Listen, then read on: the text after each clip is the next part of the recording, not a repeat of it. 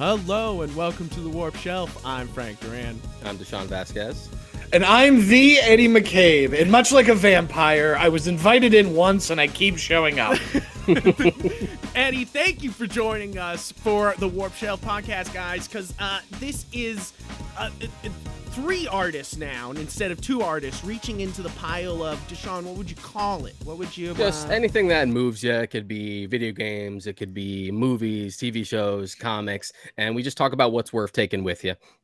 And today we have our special guest returning, Eddie McCabe. Thank you, sir, for joining us on this special occasion. This is the trifecta, isn't it? Yeah, this is the the third trifecta. I call being Wonder Woman. Yes.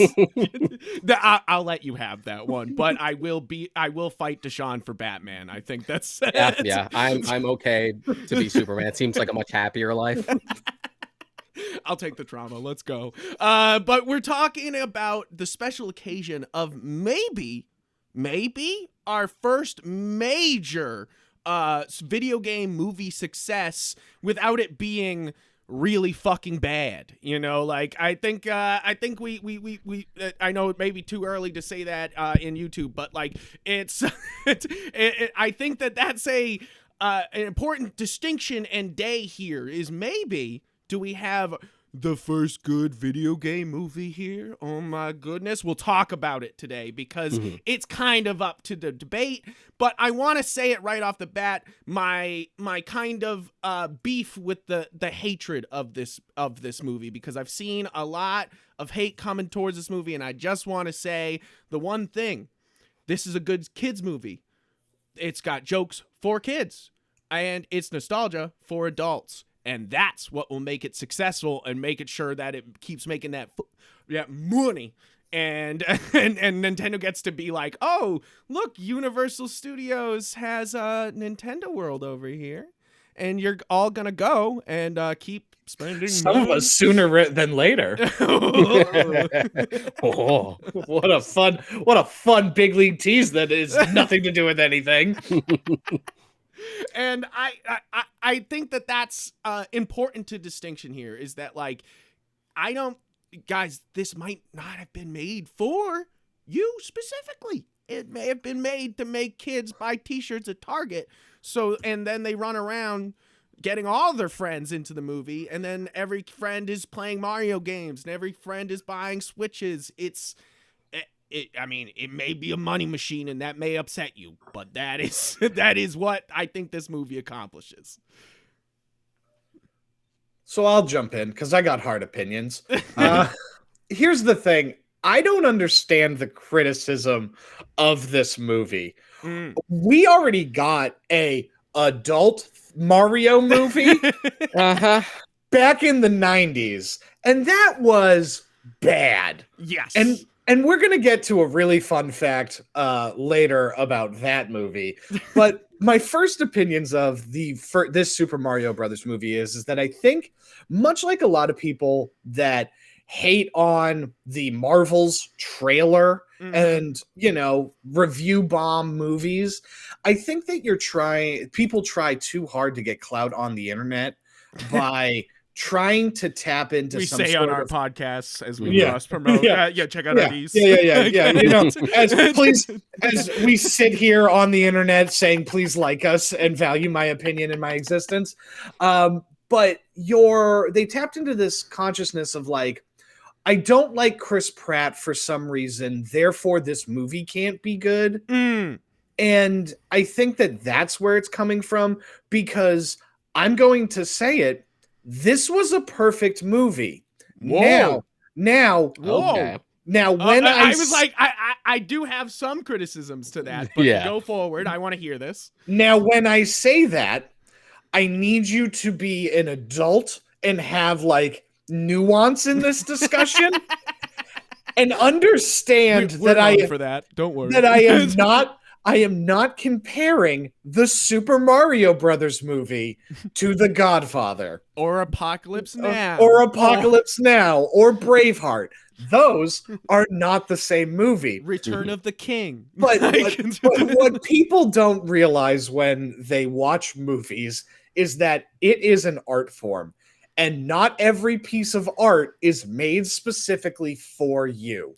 Mhm. I had a set of expectations going into the Super Mario Brothers movie, and it exceeded all of those expectations. Now, again, if you were looking for some sort of nuanced, like adult-themed Mario Brothers movie, again, Boy, do I we have point a you. movie for you, and it's fucking weird. Yeah, Like, it's weird. Doesn't age well because there's a scene in which the Twin Towers are like half disintegrated, and Oh. it's yeah, Oh no. yeah, no, the movie doesn't age well at all. Like at all. But as far as like what I expected from the Super Mario Brothers movie. Yeah, the first movie ever to have in this decade to have the Nintendo slapped on the front of it by the way. I think that's important, you know, like Yes. I think that's it's a weird little thing, but like Yeah. when that booted up in the front of this, I was like, is there a Switch trailer about to play? What the fuck Yeah, is going on? that definitely puts me at ease more than like if they put Illuminations logo up top. Sure. Which I think that's where I think the first part where it exceeds your expectations is up for discussion here, because I think this may be not only the most beautiful DreamWorks animated movie. I think they outdid Illumination. Sorry, yeah, not DreamWorks anymore. Sorry, Illumination. This may be their best animated movie, and I know the producers have been out being like, all of our movies look great. We always have been do beautiful animation. No, I'm like, you guys, we've all been there, bro. You're lying. Also, there was that meme where it was character just makes the same face over and over again, and there's like a picture of the same like smirk smile. It's like no guys, not the same. And I think it's because they had to like actually do a property, you know, like actually have to like adhere to an art style. And I think that's what makes this kind of like step above. And I think the gorgeousness of this animation is really about how much love and life is in every like movement and play. And I think you can see that. That's what you love about playing Mario Odyssey or Breath of the Wild, is like all these characters like live and breathe like they're real life and they're doing things. And you go into this movie and you see it all. And that's what's happening. Like all the Toads moving around, they move distinctly. They move with like such you could tell everyone had a good time making almost every frame of this movie. And I think that's important. It also strikes that right balance of like, this feels like a legitimate world that is lived in, but also, yeah, there are blocks just floating here, and item boxes are a thing that just exist in nature for some reason, because who fucking cares? Just go with it.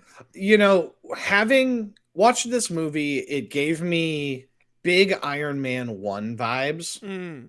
You know, where Iron Man 1 was a very self-contained story inside its own little bubble, but made enough allusions to everything in the Marvel world without actually like giving us like concrete knowledge or like concrete information. We then like get like a huge reset with Iron Man 2, but that's a conversation for another day. And it we felt don't talk about Iron Man sequels on this podcast. It's a dangerous topic. But it definitely, that's kind of how this felt, where it set up different worlds and biomes, like within the Mushroom Kingdom, which was great. And I thought that it laid the foundation for a very, very lived in world, which I thought was fantastic. I saw like a funny TikTok where it was a guy wearing like a Kirby hat walking out of the theater, and he's like, Kirby wasn't in it, and he was upset. But then I watched it and I was kind of like, that's what this movie makes you feel, though, is that like your favorite characters could be nearby, could be, I mean, you know, like, and I think they did a good job of that, of being that like, line that Peach has, like, oh, there are a bunch of galaxies out there, Mario, for me felt less like a Super Mario Galaxy nod and more just like, there's a lot of other franchises we could potentially do Mario. There's a lot of other ones we could adapt Mario. That's how I took it too. I took it very much as like, Star Fox is here. He's right. He's somewhere. Fox McCloud. He's here somewhere. You We'll know, pull him out. You know, like. But that was the thing, is like, I feel like, and it's tough when dealing with video games because they're their fan bases are very similar to that of like pro wrestling, right? Yes. And the criticisms that I've seen of this movie have mostly been the same that I've dealt with in the pro wrestling community, where WWE presents a match. Most recently, because it's semi-topical, WrestleMania happened. Yeah.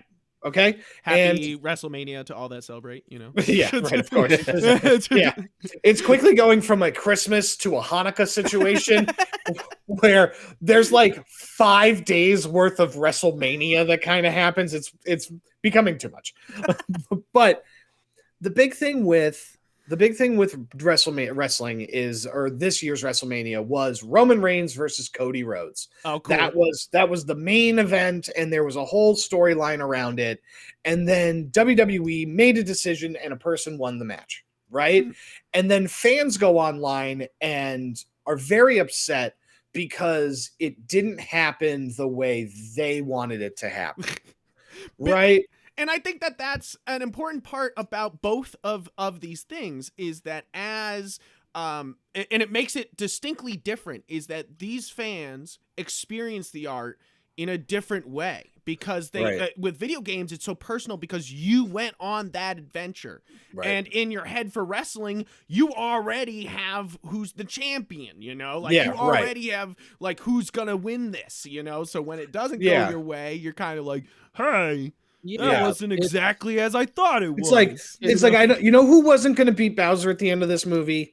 Dixie Kong. You know what I mean? So you know what? Your criticism of this movie, Diddy Kong was in this movie, guys. That's all I'm gonna say. You should. Everyone should. That's be actually happy. A really good thing to elaborate on. It's not only sort of that mentality in fandom, but also the like speculation bubble of everything. Like I always think of like Multiverse of Madness specifically, which Frank and I both enjoyed very much because it was Sam Raimi as hell and we had a good time.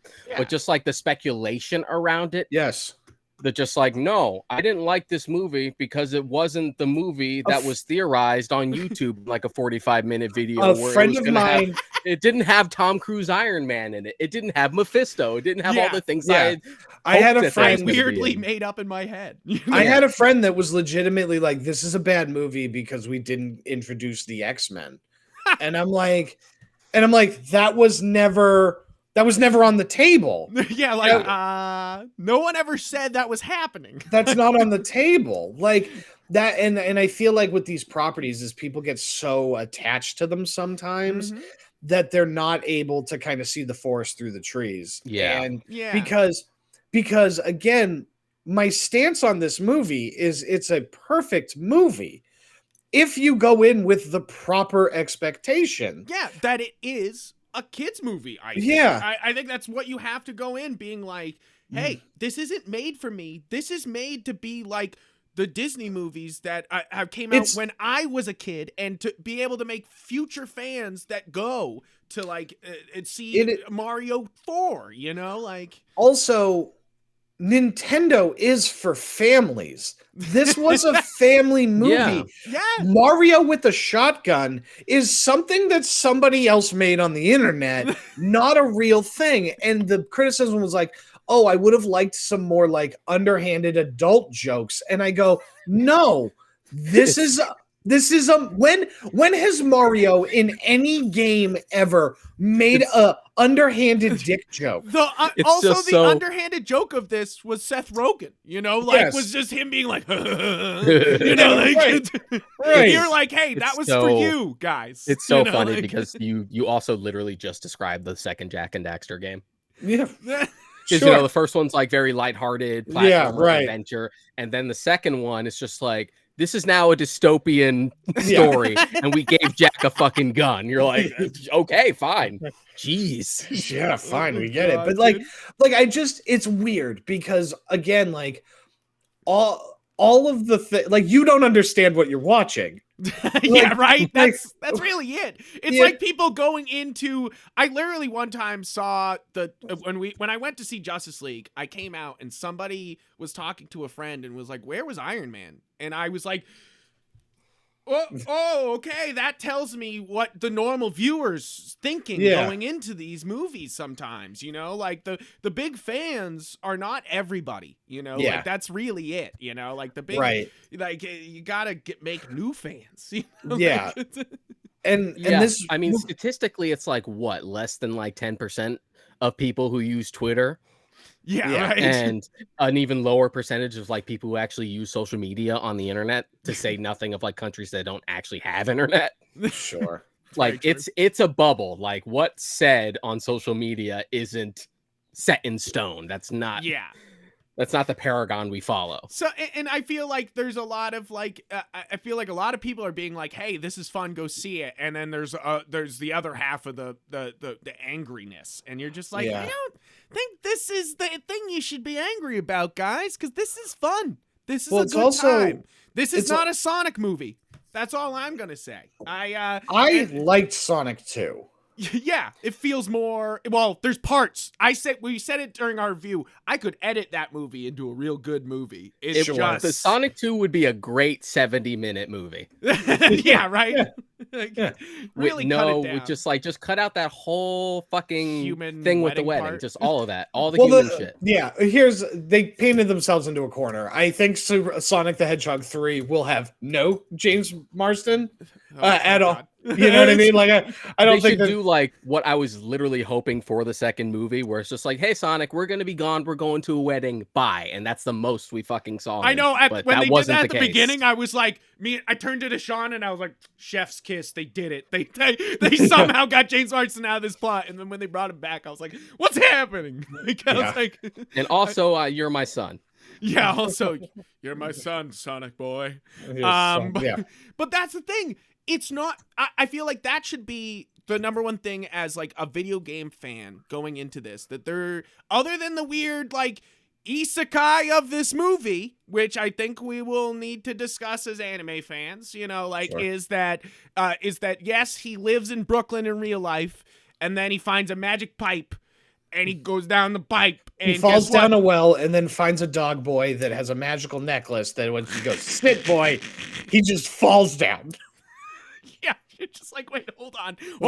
You're like, I think I've seen this. Like the plumbers from Brooklyn thing goes back to like the original concept. They could have killed, like they were down in the underneath, and when Brooklyn started to flood, I totally thought they were gonna hit him with a truck.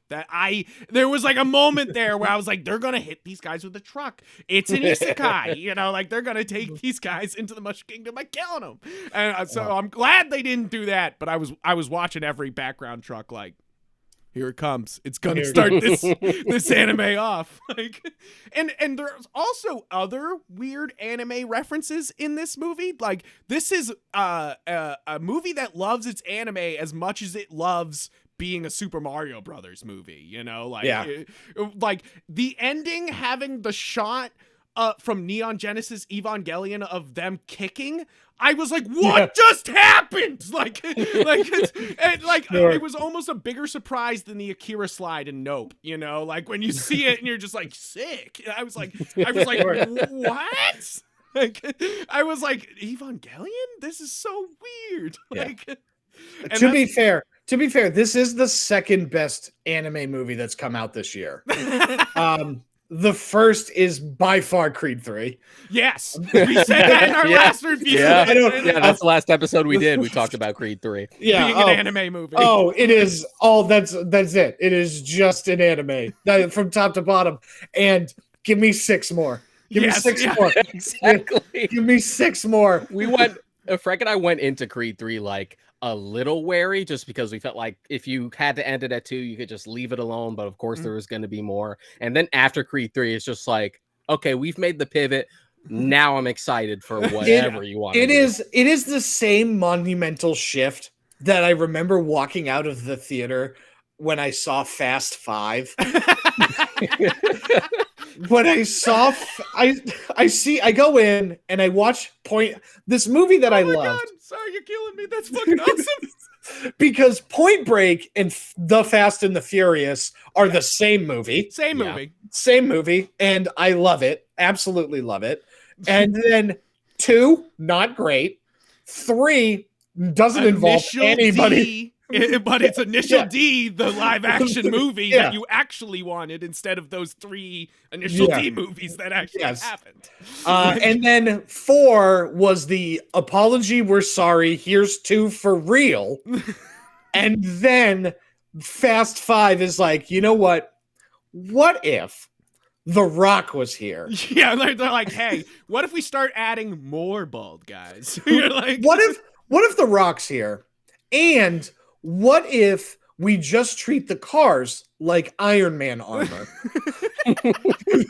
Yeah, essentially. We're gonna have here's the deal. We're gonna rob a safe. Oh, okay. They're gonna like crack a safe. No.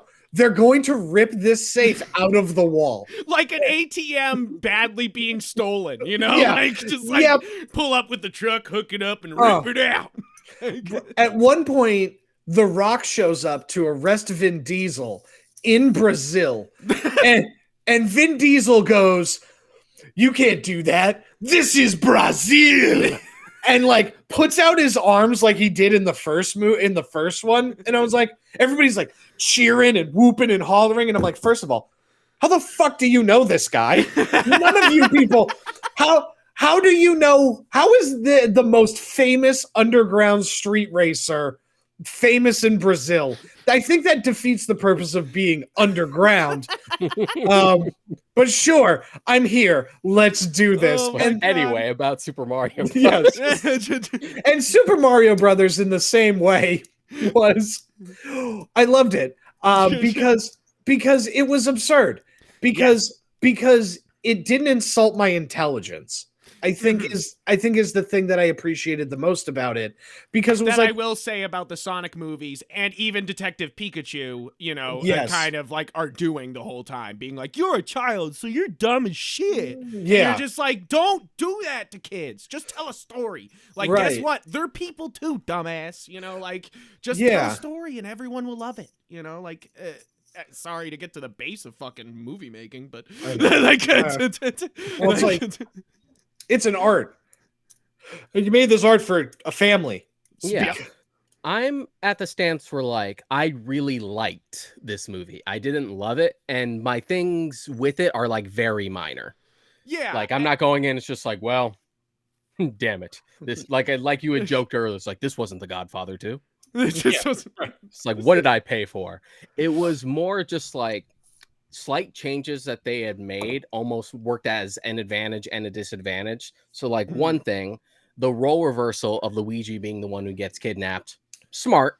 Especially since you established Luigi as like the scaredy cat characters, you're just like, okay, that works. That way you don't have Which- to do like the kidnapped princess trope, and you could just get rid of that Well, whole it also that conversation. we also establish in the beginning of the film the relationship between Mhm.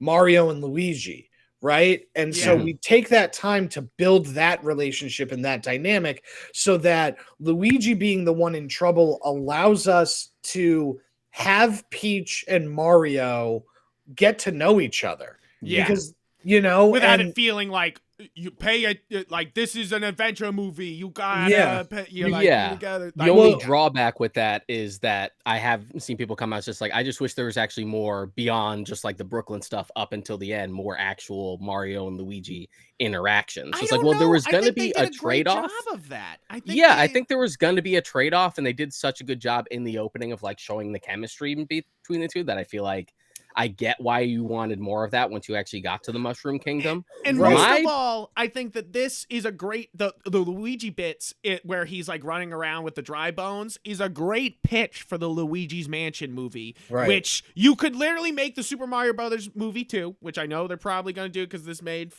buco bucks. Yeah. But, Or a like, Donkey Kong also- spinoff. Yeah, either do a Donkey Kong spinoff or also a Luigi's Mansion spinoff, because you already established like the dog thing in this movie where he has a problem with dogs, and you're like, oh, okay, so they introduce what's the name of his pup dog in Luigi's Mansion? Ghost Polterpup. Polterpup. Thank you, something like Polterpup. that, yeah. It's like it's so easy to introduce Polterpup that way, you know, like you already have an established like thing there, and like I felt like Charlie Day was so good that I was like I could watch a whole movie where it's Luigi's Mansion and him running around scared trying to save Mario. So my other thing was, and this really, it's not necessarily like a legitimate flaw. It's just a preference thing.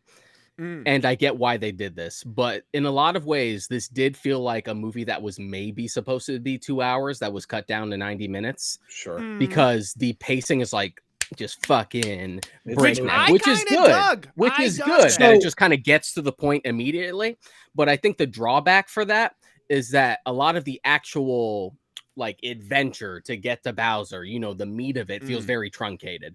Like we get like a montage of like all these areas and stuff, but we kind of just breeze through them just to get to Bowser really quickly. It's sort of the same feeling, but not nearly as big a level as like I felt about the first Cap movie, the first Captain America film, where it's just like, yeah, we built up to Captain America finally being Captain America and gonna kick some Nazi ass, and then we sum it up in a montage because we got to get this motherfucker in the ice. I mean, yeah. Fair, and it's like, and you had to get to. I was thinking that I was like, okay, they got to get to Peach and Bowser's wedding here, and then they kind of were like, "We're here, we did it, so minor." That's pretty much it, but I get the logic behind both. We as a movie audience, and this is something that is a developing opinion and thesis that I've been like working on, but one of the big problems is we need to kind of shift how we look at movies and like franchises, right? Yeah. Because the big thing that this movie needed to accomplish, because you said it, and it's 100% true, Frank, that there's going to be a sequel. Yeah. There's going to, like, if you didn't think that this was going to have multiple films and multiple spin-offs, you're crazy.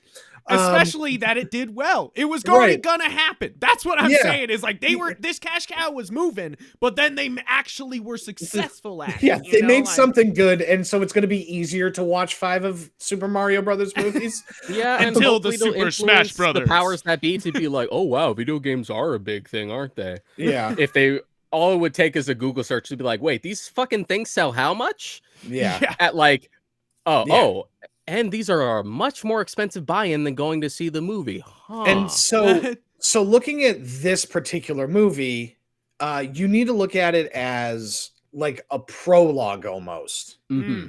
You know, I think so too. And I think that's what meant to feel like, you know, like this Super Mario Brothers needed to tell me a fun, lighthearted story that got me attached to all of these characters. I need to like Donkey Kong, Mario, Luigi, Peach, Toad, and Bowser. Like that's what I need to do. That is what this movie needed to accomplish, because once I get you invested in them, then we're hooked and we can now build 5 movies about. Mm-hmm. And I think that's something that I think is coming up with The Mandalorian too this season. Not to go off on another tangent, but it's like people not understanding the product that they are watching. Because with Mandalorian this season, there's been so much complaining about, you know, why is it just random adventure episodes? I'm like, oh, is in your adventure show? Is there just random adventures? Is this series? Is Star Wars literally? It's like it's trying to be a serial. Is it doing serial things? But no, Frank. If it's not world-ending stakes, then it's filler. And I think that's really it. Is that the Super Mario Brothers movie, they were still like, oh, it wasn't enough stakes. You're like, they broke into Brooklyn. Like, they already did Spider-Man No Way Home in the first movie. Like, calm down. And you might remember this. In the 90s, there was a Monday Night Raw. And on that Monday Night Raw, Stone Cold Steve Austin commandeered a beer truck and proceeded to drive the beer truck from the backstage area through the Titantron and down the ramp to spray Vince McMahon and the corporation with beer. It's very Googleable. It's a very good GIF. You can find it when you type in Stone Cold. Yeah. The most underrated performance in that whole thing is Shane McMahon, who, while being sprayed with a hose, is in the middle of the ring acting like he's doing the crawl stroke, like he's drowning and trying to swim. It's underrated. It's very fun. But the problem is that moments like that have now had a lasting impact on the fan base, that if every Monday Night Raw doesn't end with the beer truck, it is a terrible episode. Yeah. And so, like, that's the problem, where it's like, I don't actually know what you wanted out of this Super Mario Brothers movie, because Samus Aran showing up to murder all of the Koopas was never on the table. Yes. No. Like that was never on the table. Link was never gonna zap in, you know? Yeah. Like, The hero of Hyrule was not gonna just cut off Bowser's head. Like, that was just never going to look happen. in the camera, Solid Snake style, kept you waiting, huh? Yeah. You know what I mean? And then, like, that was never going to happen. And so when you talk about, like, stakes, it's like, what are you talking about? Yeah. Like what? Again, have you played the Mario Brothers games? Yeah, that's okay. So that's the other criticism I've seen, is everyone being like, it's thinly plotted. I'm like, oh, yeah, was the Mario games very plotted? Yeah. Like, what the fuck are we talking about here? I know I'm getting even like there are God actual damn. fucking Mario RPG games, and the stories aren't that deep. Yeah. right. Like, they're really good about characterization, since you actually have dialogue boxes, but this isn't fucking turning into some Tolkien-esque like narrative. You go from the left side of the screen to the right side of the screen, and then eventually you stop doing that and the game is over. That's the plot.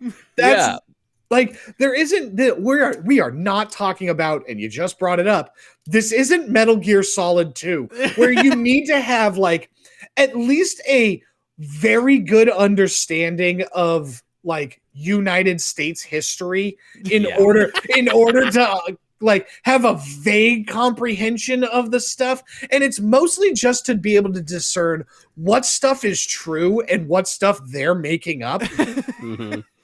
You're like, wait a minute, was this just bullshit? So what you're saying is you need at least a 200 level IQ to play Metal Gear Solid 2. Yeah. And the problem is that it's like, I know for a fact that when the Metal Gear Solid movie finally does get made, Oh boy, everybody's going to be like, the plot is too convoluted and it doesn't make any sense. And it's just like, and the real fans will be over there going, exactly. All sad facing, like, just like, exactly. This is exactly what I want. But that is an interesting thing to note about like the critics' reaction to it in general. I know people love to use Rotten Tomatoes as like the be all end all for criticism for anything. And one of the things I did hear from like friends who like loved it is just like, I did love it, but if you somehow miss the tidal wave that is the cultural zeitgeist of Super Mario Brothers, I'm not sure how much you'll get out of it, but also that's sort of the buy-in. Also, here's the thing. That's the point. Yeah. You know what I mean? Like, here's a prime example. Introducing a whole new generation to Mario without even having to release a game. You know, like, that's the thing. Yeah, there's a traveling exhibit going around the world. I don't know, but I'll say though. But it is the Van Gogh experience. I've been. Did you I went. Right? Okay. I went like at the start of this year, I think. And so the barrier of entry for that is you need to have a concept of who Van Gogh is. And I did not go to the Van Gogh exhibit because Van Gogh doesn't move me in that way, right? Like, the most Vincent Van Gogh has ever moved me is that episode of Doctor Who, right? But that's about it. It's, yes. I was a big Starry Night kid, so I cannot, I don't know why. That was like the first art thing that I was like, I love you. You are so beautiful. I could stare at you all day. Like, that's fine. And that's fine. And you're going to get a different experience out of that exhibit right. than I am. And that's okay, because Now traveling around also, which is the exact same thing, is the Pixar one, right? It's the animation of Disney. So it's Disney animation. Now, as a Walt Disney World annual pass holder living in Massachusetts. Oh shit, he just flexed on us, Deshaun. Fuck. You want to show us your chest hair next? But I count myself among the craziest of crazy fans, right? Like as a self-identifying Disney adult, I understand that this art exhibit is for me and it might not be for you, and that's okay too. And so the problem is I would rather have a piece of media have some kind of barrier of entry if it's existing, if it's an existing property, like Dungeons and Dragons, the movie that also recently came out. Yeah, I still need to see that. I want. So that is great. That is great. I consume a lot of content, but have never played the game. Something I'm looking to change in 2023, but I have yet to play the game, but I've consumed a lot of content and I really kind of like everything about the game. Yeah. That being said, there are things in that game that I didn't understand, that I heard people that have played the game referencing while leaving the theater. And it's like, okay, that's really cool. That could potentially make watching this a better experience.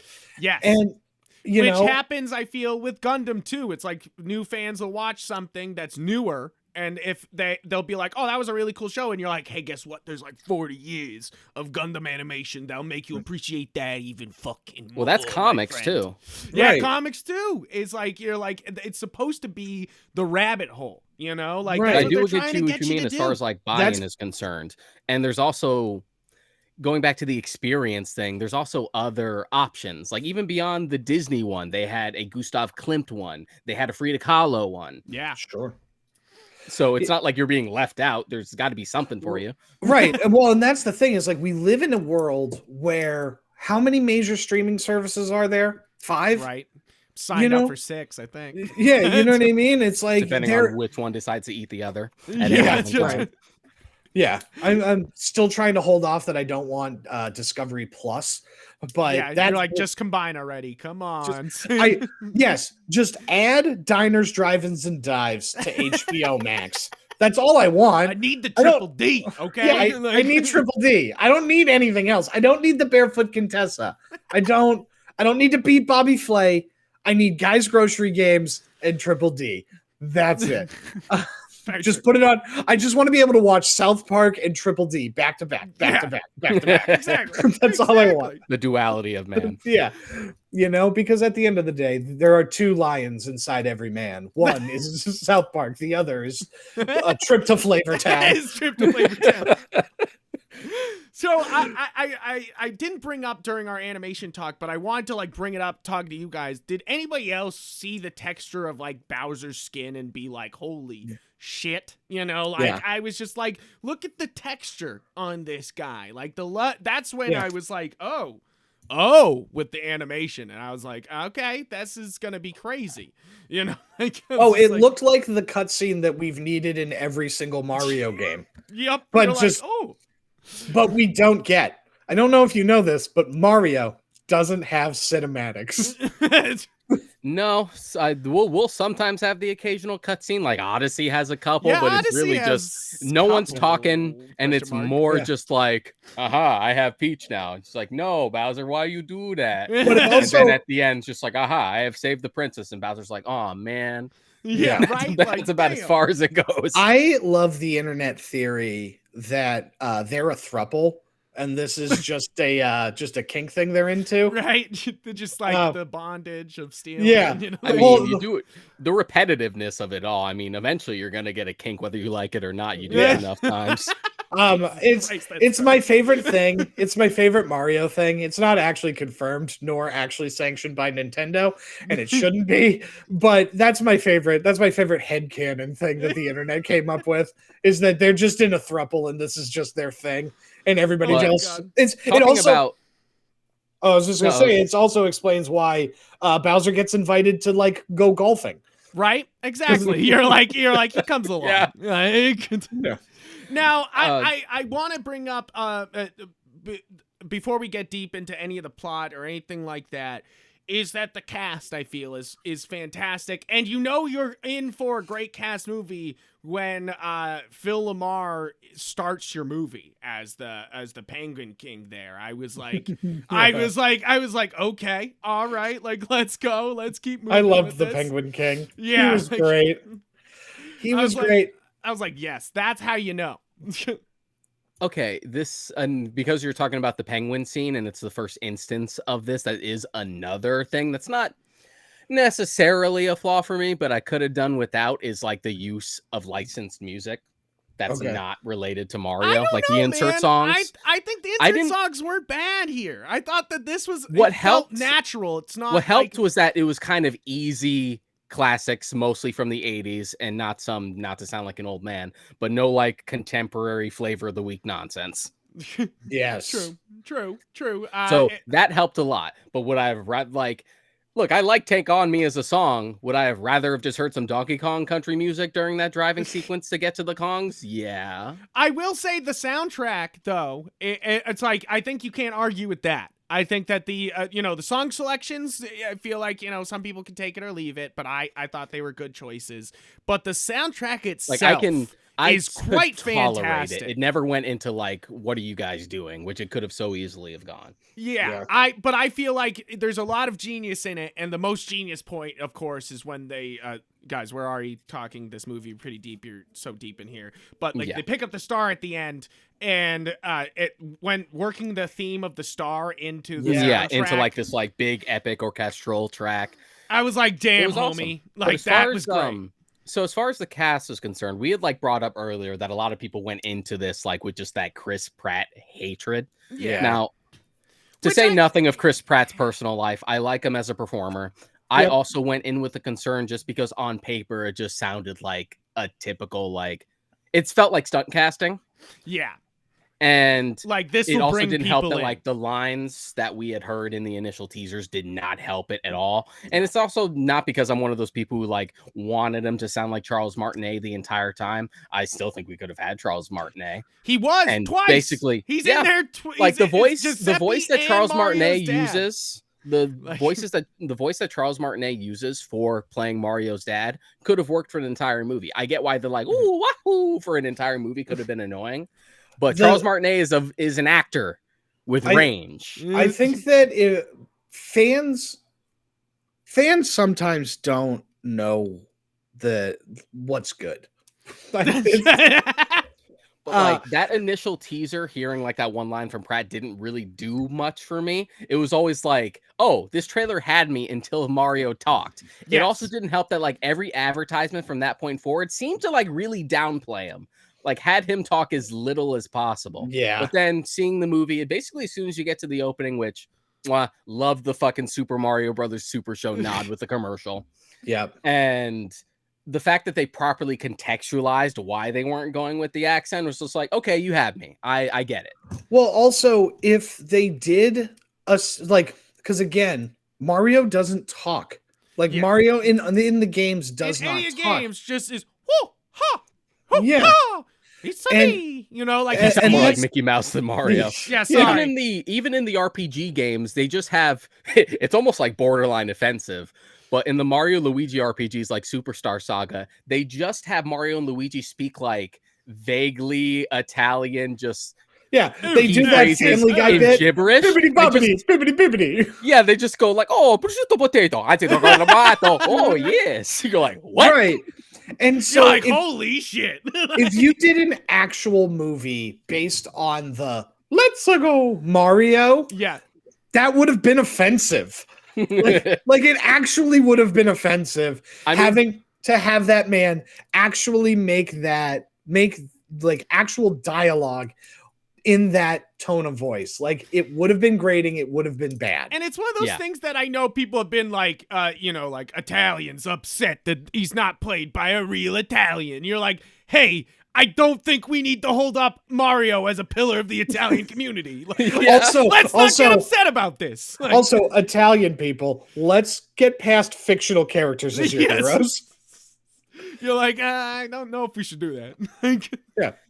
But yeah, just And, you given the know. proper context and the fact that like immediately as soon as they're like, oh, the action too much, and the fact that it's Charles Martinet playing fucking Jumpman, Yeah. to be like, And- no, and- it's a perfect. You're like, okay, all right, I get you. Yeah, it was definitely like, hey, here it is. You know, like that was definitely almost like the Harley Quinn show cutting to those nerds at the beginning. You know, like, getting their input about the show. Yeah. You're just like, that is it's almost like that where they're like, hey, welcome to the welcome to the movie. This is why we're making this choice. Also, You know, interesting like, meta because Jumpman in that scene is actually playing Donkey Kong in an arcade, so it And like makes then my eyes cross. he plays Kid Icarus later, which I was Yeah. like, what's happening? Like, On so a Nintendo Nintendo. exists? Yeah, Exists in the Mario universe, in the real world of Mario. You're like, I don't understand. I don't know. There was an R wing on his desk too, so who's Yeah. to say? I didn't even see that. Jeez. Yeah, there was. I caught that. So there was so much. I mean, Luigi's ringtone being the GameCube. The open, GameCube like Yes. Plink. Oh, it was so you good. know, like they did a good job. At the end of the day, they cared, Yes. right? Yeah. Like at the end of the day, the people that made this movie cared, and that's how Which you know. didn't happen with the original. The guys Right. literally didn't care about making the movie. They were trying to make I mean, something you could argue weird, that for you like know? any video game like movie that we've had, like from like the West that's like been theatrically released. Like even Detective Pikachu is a little bit. There's a little bit of like we like Pokemon, but there's Yeah. like none of these that's been like, oh, we actually give a fuck about this, and it's coming from an earnest place. And guys who are sitting there in the comments being like, "What about Last of Us and Castlevania?" You're like, "Those are TV Well, that's shows." why I said movies. And yeah, and we're talking Yeah. movies here. Like, And don't get me wrong, Last of Us TV and shows Castlevania are both fan and- fucking tastic. yeah, TV but as shows far and as video movies, we're games. still struggling. Yeah, Yeah, you know, I mean, it's you look at the list, and it's Super Mario Brothers, probably Sonic the Hedgehog 2, Detective Pikachu, and then Yeah. maybe Resident Evil 2. that's a rough take too. No. Like, it's Like I do Like- like watching all the Nemesis scenes on YouTube, but that's as far as it goes, just because I love Nemesis. You know, I mean, they're not good. It's a very low bar to clear. yeah, So it's there's- everyone's What- down we bad just- about we just this. Like, kept- let's be real. We just Like, keep letting Paul W.S. Anderson make these yeah. because he did Mortal Kombat, which Yeah. is schlocky fun, but it doesn't hold up for me. Oh, it's awful. And like no true Mortal Kombat movie would be PG-13. Sorry. Yeah. Which I'm hoping the next one will. But do then they R. also had him do Resident Evil, and then they let him do Monster Hunter. You're like, stop. Somebody Well, stop this man. The other thing too is it's just like, guys, stop making video games based on fun gameplay mechanics. Like, you picked Mortal Kombat, and the reason Mortal Kombat is fun is because of all of the blood. Right, And- and the reason why people play Monster Hunter is for the loop, the gameplay Yeah. loop. To be No fair, one's with Mortal Kombat, if you're gonna pick any fighting game that actually has some semblance of like a lore, that would be the one to pick. Right. Yeah, But then right. you don't explore that. And it's like there are Exactly. so many games. There are, how many do we have now? 16 mainline Final Fantasy games. Mhm. It's like, what are we talking about, guys? like movies are about plot. I can't enjoy the plot of playing Just Cause with a grappling hook because I'm not the one controlling the grappling hook. So therefore, it's not as fun. Yeah, they're like, wow, we kept showing you the scene from Uncharted where the boxes fall out of the plane and you work your way through the plane. You're like, hey, guess Oh, they were what? That's so fun because proud you that did they it. fucking Yeah. they were so proud that they adapted that sequence from Uncharted 3. I'm like, Yeah, stop it. and again, you're 100% right. The fun of that is not watching somebody climb up an airplane.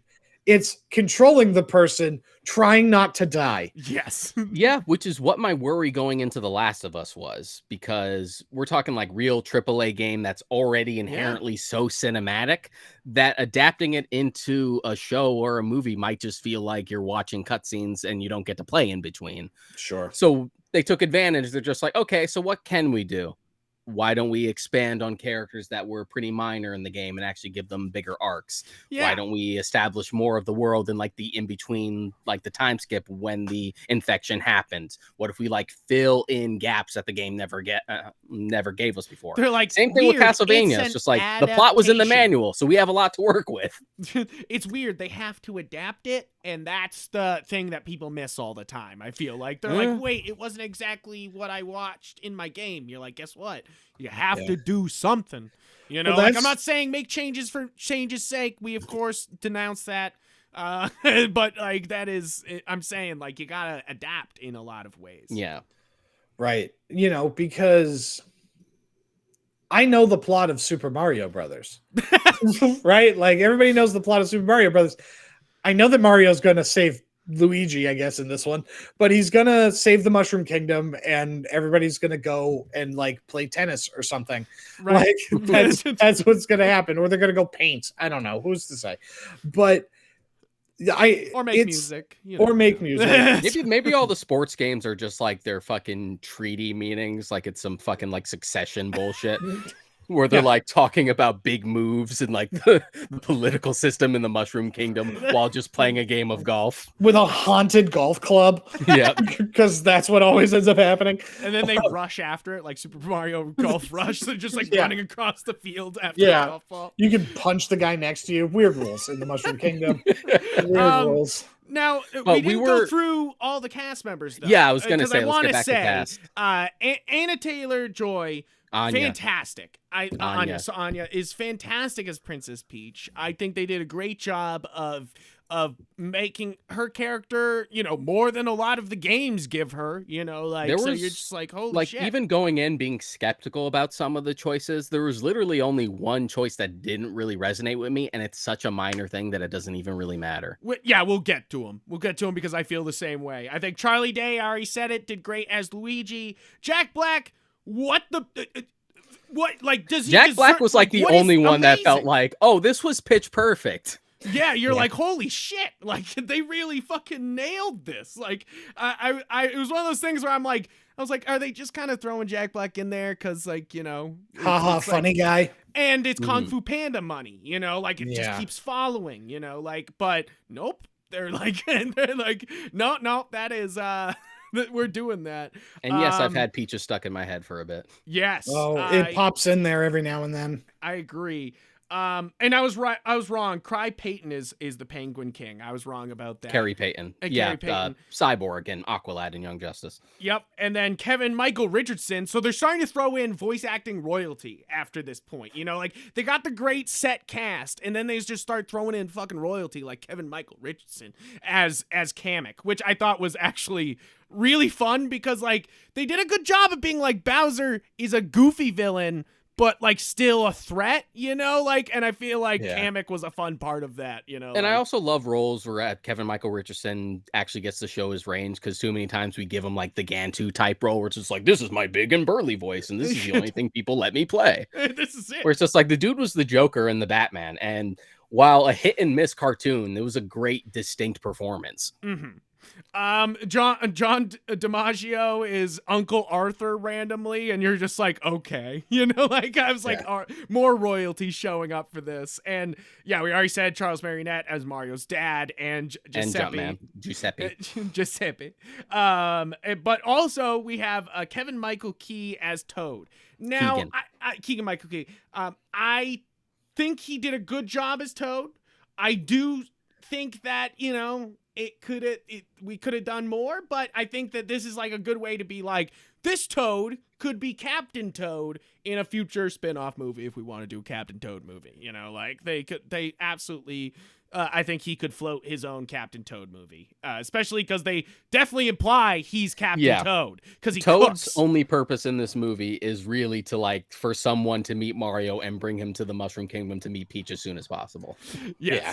Which I'm okay with. I definitely only think of Toad in my head as hi, you know, like, so I don't like, so I do kind of miss like that kind of joke going into this, but still, I think they did a good I job think with it's it. the right amount where it's still that like high pitched voice, but it works. You had even said that as like amongst the cast members when Yeah. we first talked about when the cast members were first announced. You're like, that's the one that I feel like fits the most. Yes. I do think that Seth Rogen does actually an admirable job as Donkey Kong. Like, do I think somebody else could have played Donkey Kong? Yeah, probably, but I do think that he does a good job. He can float his own movies. I think he adds like a feel, like a take on Donkey I did have to hold Kong. back a real laugh when he did his laugh. Yeah, I know. Well, I because felt like if that one, was it's weird, meme to hell, and but it was two, the funny. context of it being like a real close up of Donkey Kong's face, looking at Tiny Mario, like, you're like I almost died. Yeah. But I will say, I think Deshaun was gonna say it earlier, and I'll say it too. I love Fred Armisen. Fred Armisen is one of my that's the favorite one. comedians of all time. I love Fred Armisen too. But Cranky Kong, that was Didn't do it for me. It was weird. I felt like it was weird. It felt weird, and I feel like he could have gone older. You know, like he could have it's like he was doing an old man voice, but he could have gone even further because he plays Cranky. old people all the time. Cranky's in the name, right? I don't know. I felt like it wasn't. That's my only misstep in casting, I feel like, in my mind. Sure. It didn't really bother me just because he wasn't really like on screen. That's the thing. that He's like much. such a minor player. It wasn't like he was Bowser and didn't get it right. Mm-hmm. My only other weird nitpicky thing I will say about this movie, other than I was saying that casting, is I will say there's a lot of weird fade to blacks. As guys I went to film school with, did that also bother you? Because I was like, all of a sudden it several times while in the Brooklyn scenes faded to black, and I was like, why? Think, to me, like, honestly, we could have just cut. I think that's an extension of like my theory of this movie probably being a 2-hour movie that was trimmed down to 90 minutes. Yeah. A lot of stuff feels like it was supposed to fill gaps that they like trimmed out. Also, I would have preferred it to be a star, like a star fade to black, like it did in Super Mario 3. Yeah, right. Yeah, that would have actually been perfect. Actually do the noise too. Yeah, Just go full whole hog with it. Yeah, that would have been something. That's the thing, is the fade to blacks to me were just like, well, we just wasted a frame. What the fuck was that? I was like, wait a second. Yeah, there's also just so many smarter ways to transition, especially at that level. And it's just, for it to just go from black to black, like from scene to scene with a fade to black in between was just like, not the best. Mm-hmm. I was joking when I was watching that training sequence where Mario's learning how to use the mushrooms and everything, that I was like, that's me playing Mario. That's actually, I was like, he's me for real. Like, I was like, that's how I play Mario games. Just ass. That is the thing we haven't brought up, and we've brought it up in like other episodes before, that like Frank is an interesting fan of Mario and that he's terrible at playing the games, but really loves the sports ones when they're good. Yeah, it's like, I love Mario but I am not good at them. So anytime it's like kart, sports, tennis, like I'm like, oh yeah, I'm like, this is my shit. Like of course, everyone's played a shit ton of Mario Kart. And I think that's another genius part of this movie, is that it's able to work in this kart stuff without being like, we're doing Mario Kart now. They're like, hey, it's part of this, Although I wish that when the blue shell scene happened, that he just turned into a blue shell and did it. I didn't need him to literally scream blue shell. I mean, it was very anime. I thought that was the bit that felt even more anime. He's like, you'll never get away from me. I'm blue shell. I was like, shit. But I loved the way that they handled that, because while a Smash Brothers like makes sense in terms of like an Avengers style, like get everybody here. Yeah. A Mario Kart movie doesn't necessarily, But I did watch these sequences and think that we definitely need a story mode. I think it's Mario the clashing. Kart 9.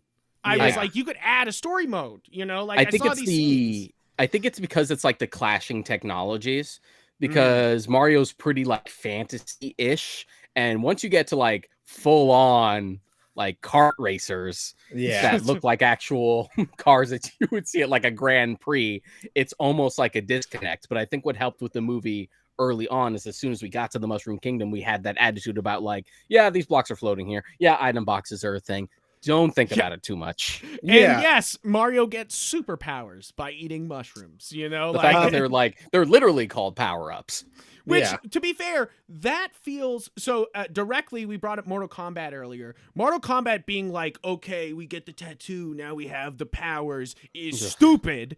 But this, where they eat the mushrooms, seems to work in with the game and the story. You know, like I was like, hey, this works. It doesn't feel like stupid ad.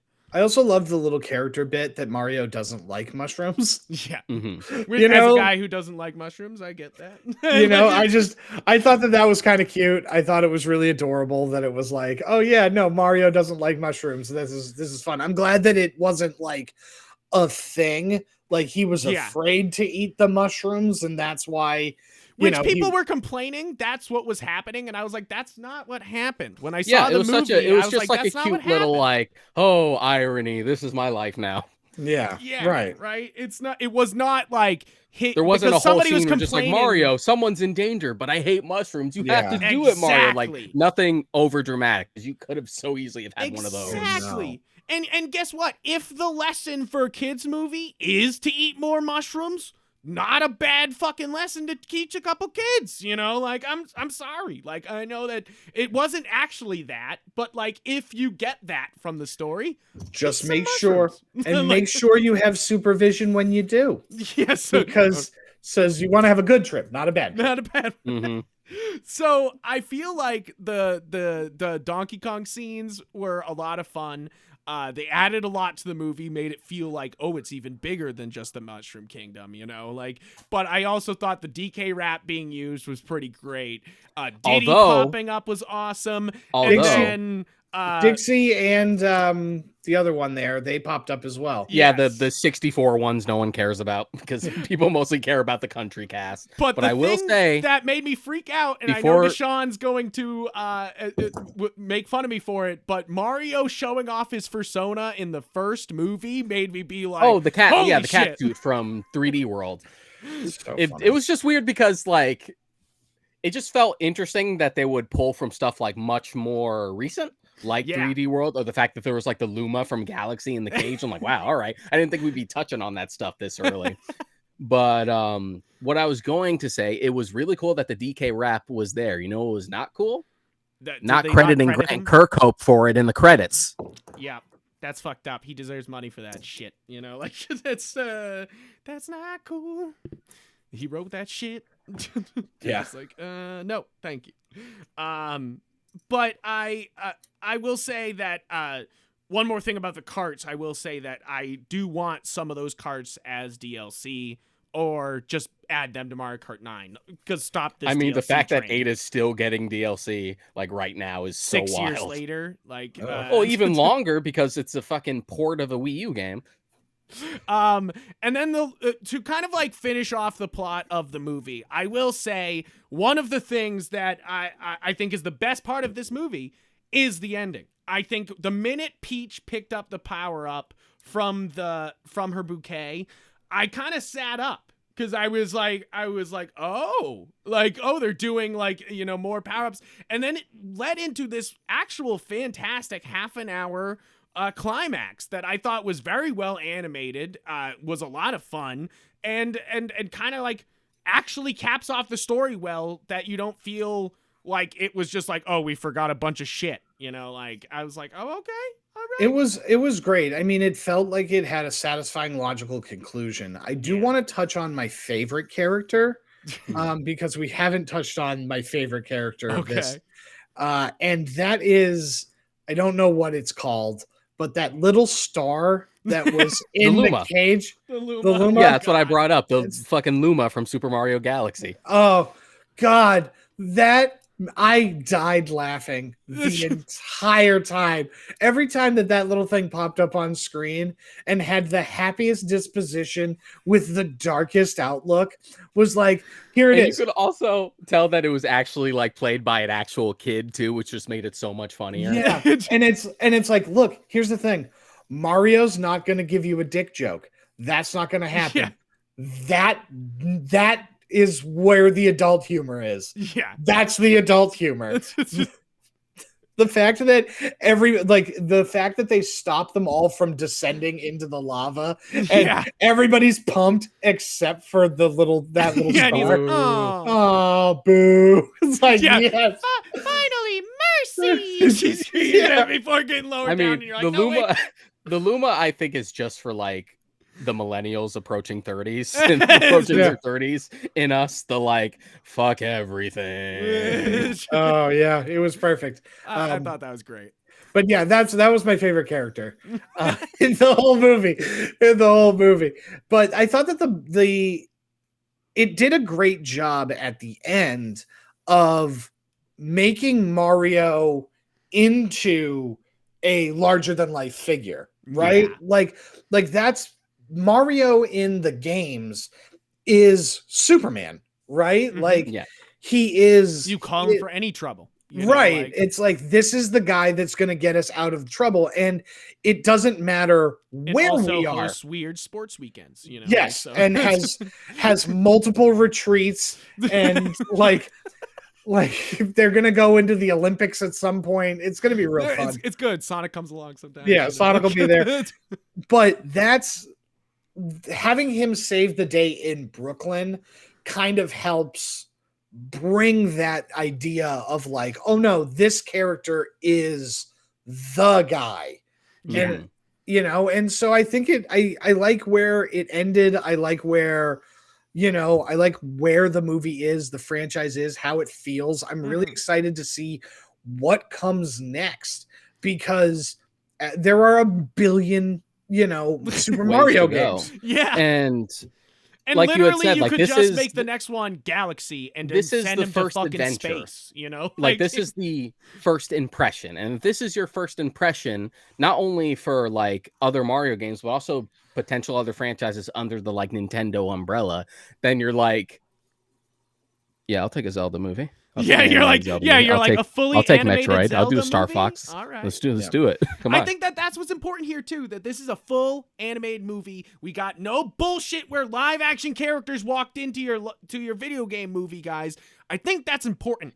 Also the establishment that like the point is to have the adventure somewhere else. Yeah. We need to stop doing the thing where it's just like, look at this, look, you see all this stuff in like the Sonic world on Mobius? You see Green Hill Zone over here? Would you trade that for the real world? Too bad. We're going to the real world. Yeah, too bad. Yeah, right. Yeah, it's one of those things that I'm slightly worried about Barbie, but I have no worries about Barbie. I'm sure it's going to be a cinematic masterpiece. Yeah, but I am worried about the going to the real world thing going on. I'm like, hopefully it doesn't just Lego movie. And they also still have Will Ferrell. So I'm like, are they Lego moving again? Like, I'm still doing Barbie Oppenheimer double movie day, and I'm inviting you. We'll all go. The double feature. Yes, because that is one of the biggest turnarounds, and so is whatever day The Little Mermaid comes out. Yes. Well, there's like a wild double feature that's going to happen between the Little Mermaid movie and I'm gonna figure it out. I love the double features that are coming out this year. I mean, I went and saw Ant-Man and Creed the same weekend, that's so like just the Jonathan Majors double feature. And then I saw Super Mario Brothers and John Wick, which was quite the whiplash, but like also both I had a great time with. So I feel like complain. I feel like the Barbie Oppenheimer thing is in a lot of ways just a repeat of like the Animal Crossings New Horizon and Doom Eternal thing when that was coming, because those both came out the same day.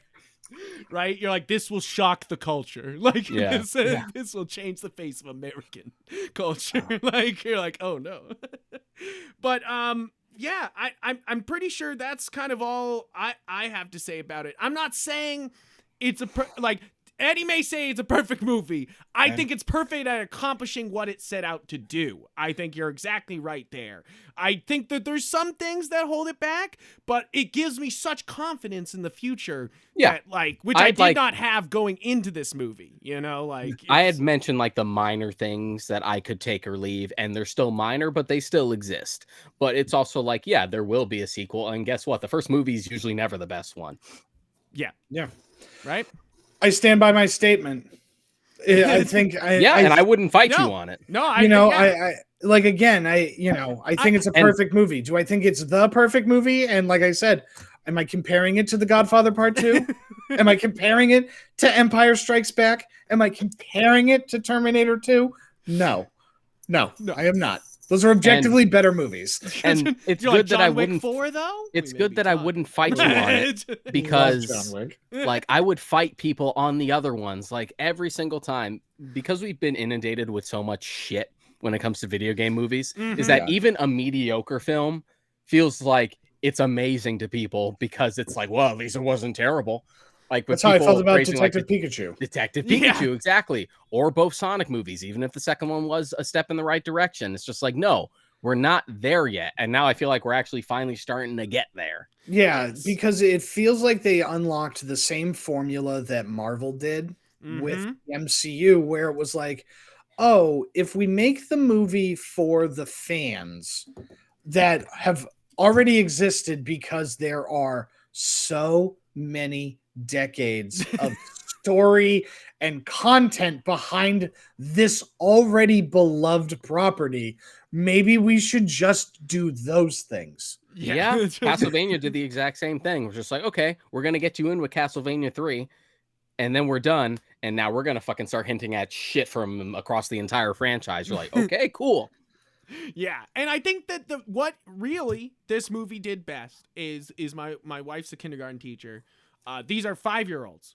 I don't know how many Mario games they've played, but they're all coming in with, like, you know, she saw literally the first weekend after wearing Mario shirts. You know, that's what this movie was meant to do, is to make kids love Mario. You know, same as much as you, as a rabid fan of Nintendo things, love Mario. You know, like, and that's what it's meant to do. And I think it does that. And I think that it's about a change in perspective to everything needs to be made for me to, hey, there's a lot of people in this world, and they're gonna enjoy different things. Yeah, you were a kid too. Yeah, right? Yeah. Like, and you would have loved it. That's the thing.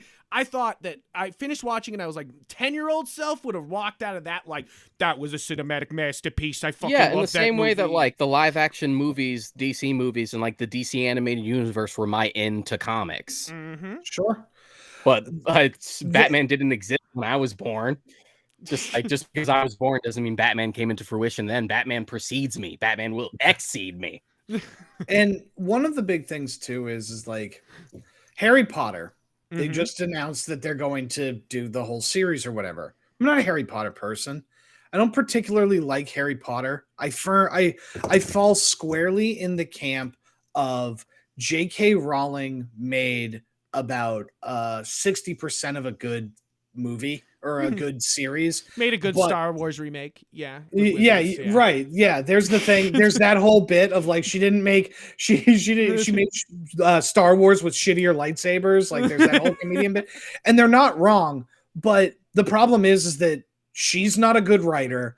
They told the wrong story. And I could go into detail about how there's a completely different story in there that's way better, but people love Harry Potter and people are going to watch that HBO show. And you know what? It can exist without me consuming it. Yeah. You know what I mean? Like, even for me, it's like someone who loved Harry Potter growing up, but it was always the gateway to other stuff for me. Sure. Absolutely. So, where it's just like, I don't have that same attachment anymore, but like, hey, whatever.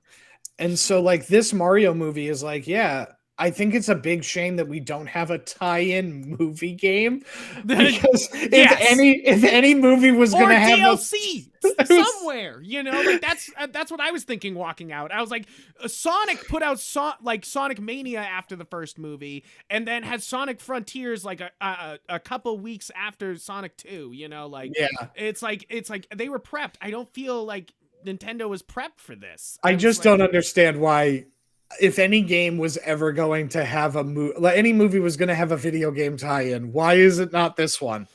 Probably because like Super Mario Odyssey still sells a shitload, and it Yeah. would never not Yeah, be $60. the problem is- so fuck it. The problem is that it would just all you would have needed to do is just remake the original Super Mario Brothers with the current current engine. Mhm. Like that's really That's- it. I think that would have done well, and I think that's kind of the weird thing going on here is that they're finally starting to get the good video game movies, and you're like, yeah, but you understand that you can tie them together and make more money, right? Right. You know, like you're Yeah, like, hey, though I'm sure like they're already just getting a bump by extension. Just like Yes. we Well, don't need the to th- upsell. The answer is that they did release a movie tie-in game. It just happens to be at a theme 40 park, years and you old. have to go to either Japan or Florida. Los Angeles right now. Oh, right. Florida's not open yet. Oh, okay. Florida's not open yet, but that's what they want you to do is they want you to get hyped for Mario and then go to Universal Studios. Which is real because I literally, the day the movie came out, I got an ad on Facebook. I didn't even talk about the movie that day. I got an ad on Facebook for the Universal Park showing off Super Mario Brothers World. And I was like, that's exactly it, is that they're like, hey, now you've seen this movie. Go to the park and live it. I'm going, I am going a week from this recording. That's awesome. Hell yeah. Nice. So I'm gonna be going. I'm gonna experience it. It's gonna be a ton of fun. I have watched so many preview videos on Nintendo World, so I'm jealous. As someone who's like never been to California and been to Florida once, but only went to Universal and not Disney, I just hate both of you. Yeah. I am super excited. I'm super excited to go to this. I realize that I haven't told you my fun fact about the movie. Okay, And so Yeah. and so as we near the end of this episode, it was teased earlier. it was teased way earlier. This is a callback to the end. So back in the mid to late 90s, I was in a movie. I was in a movie called What's the Worst That Could Happen? Mhm. And the movie stars Danny DeVito and Martin Lawrence. And Holy it's shit. not great. It's not a great movie. Here's the thing. If you watch it, I get money. So definitely watch it. But at the very least, just put it on and let it play. And then I get like a fraction of a cent. It's a real fun thing for Real me. lucrative thing. Yeah. But one of the other people in this movie that plays Martin Lawrence's like close friend is John Leguizamo. Oh Mhm. wow. And Johnny Leg. and so I was hanging out with John Leguizamo while we were doing the takes, because one of the things that we did, we shot in a restaurant and we shot there all night. And it's supposed to be when the restaurant is closed, and it's my character. I had two brothers, then our parents, Martin Lawrence, Bernie Mac, and Holy and John Leguizamo are all hanging out having this business meeting in this empty restaurant. But they would all come around and talk, and we, because we're kids, right? I'm probably the oldest of the three at like 14, but 1 o'clock in the morning at 14 years old is still a long time, right? And so we were sitting there and we were talking, and all I was talking to John Leguizamo about was Romeo plus Juliet and Super Mario Brothers the movie. Which I still love Romeo plus Juliet. I don't Yeah. care about the haters on that. I think it's I a fun love movie. Baz Luhrmann. I do not like Baz Luhrmann. The only thing Oh. I've liked that he's made was The Get Down, and that got canceled. So Yeah, but you haven't seen Elvis yet, right? Like that's bad. I did see right? Elvis. I actually did like Elvis. Oh, okay. So it's yeah, like right. Elvis we're is good. we're two for two. I Two want for two. I want Austin Butler to just remake Elvis movies. Yes, dude, him doing the swallowing the mic in the movie made me scream laugh when he did Oh. the actual Elvis moment of being like, "Hello, baby," and swallowing the mic. I was like, "Holy fuck!" I was like screaming. I thought that was incredible. I was like, I he loved nailed that. That's exactly what Elvis did. I was like, Yes. nailing it. But besides the point, I think we've kind of summed up our thoughts on Super Mario Brothers movie. I think that, guys, I think you should go in with an open mind. Don't listen to the hate. I think you should go in knowing that it's a kid's movie, though. I feel like that's important to distinction. I definitely lucked out in that it was pretty quiet when I went, because I tend not to see movies like that in theaters, because look, that's the kids' space, and it's good that they have their movies to go see, but kids kind of annoy me. So Sure. Sure. But I'm not going to be that guy to be like, how dare these kids be at this children's movie? So sometimes I just avoid it, but thankfully we got into a pretty quiet screening. It's because there's also been an instance like when Frank and I saw Sonic 2 where we felt really bad for this family that was like down the same aisle as us, because Frank and I were just raging at certain things for the movie. We were just being those guys, and I feel bad about it. I think it's important. Sometimes it's fun to have a kid in the theater, though, because like they'll be like I saw there was this really funny kid when I saw Spider-Man No Way Home that you could tell when the movie was lulling because the kid wasn't paying attention, but then every time Spider-Man was on screen, you would hear him go, "Hey, Spider-Man." And you'd be like, I was like, Marvel, this is the real test audience here. This is how you keep people's attention. You're just like, this kid knows exactly when this movie's actually When happening. I went to go see Resurrection F, this is like the last story so we can wrap up. Lulling. When I went to go see Resurrection F, there was this little kid before the movie had started who just went, "Guys, don't forget to give Goku your energy." And every single person in the theater fucking put their hands up. Amazing. That's incredible. That's awesome. But guys, thank you for listening to this week's episode. And Eddie, first off, thank you so much for being here, man. Thank you for having me. I always enjoy coming on here and ranting and raving. I'm glad I was able to grab you like short notice, because this was like a beginning in the week idea where we were deciding, what do we do? Should we talk about Mario? We should get Eddie on. And then like me texting you about it yesterday, I'm like, I really hope he's not busy. Yeah, I've been doing nothing but laundry because I was like, oh, I haven't done laundry in a long time, and I'm going on like a very lengthy business trip next week, so I should probably do that. It's probably time. But before we plug our show, Eddie, I would love for you to plug anything you want to plug. Yeah, I got a bunch of stuff to plug from the first time that the last time I came on this show. I have a new podcast. Ooh. It's called Between the Screens, where a friend of mine from college and we sit down and we talk about movies and reviews, just kind of talking about the things that we've seen and are looking forward to seeing. So that's very, very fun. You can find me at the Eddie McCabe on all forms of social media. So, go and follow all of that. I'm posting a lot more on Instagram, really, now that I'm trying to actively get away from Twitter. Yeah, fair enough. It's been rough. Yeah, it is. It's not a fun place, mostly because the algorithm has just decided that even though I don't like any of it, I guess it just counts if I scroll by it, and it just gives me. It's like you viewed it. You viewed it. I saw you view it. Yeah, I saw you stop for 2 seconds. Therefore, you need.